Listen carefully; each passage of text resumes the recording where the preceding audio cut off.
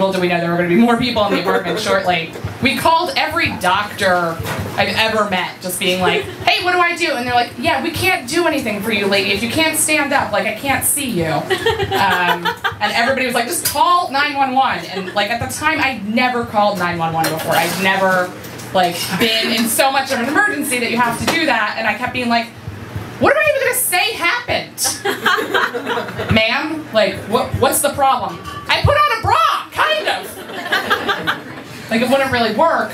But eventually, like, I realized that's what I had to do. And so we called 911, and I was like, you have to send people, like, I was like, I am 5'6", 120 pounds.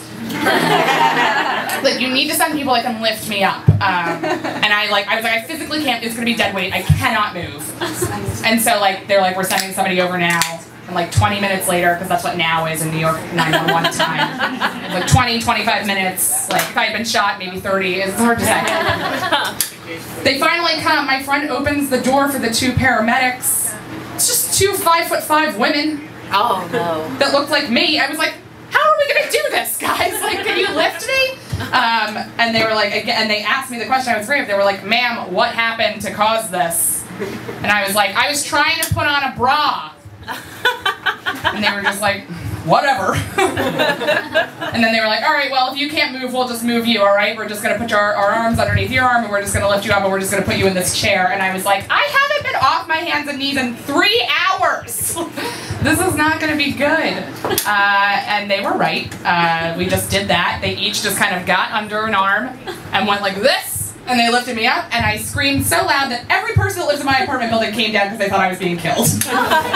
Just came down, like, not out of work, not like we could stop it, but like, what's happening here? Which is like the true mark of like a New York neighbor, I think, who's like interested but doesn't want to get involved. So like 1 million people came, and they're all just like outside the doors, like there's an ambulance outside, they're wheeling me out in like this like stretcher. I'm like braless and a white tank top, so like there's a weird factor going on sexually for some people, I think. And they like wheeled me out, and I was like, if you don't give me morphine right now! And they did, they were nice. And they gave me the morphine, and I finally fucking shut up. And they took me to the hospital. And I found out that like I did herniate a disc, and I ended up having kind of like the run-of-the-mill back surgery that you have when you do that. I'm 3 deep now, so it's like I think I get a 4th one free if I go to the same hospital.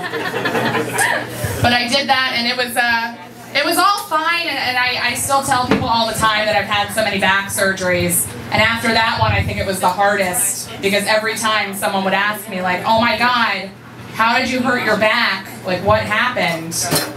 And every time I would have to say, I was trying to put on a bra. And then it just really went south.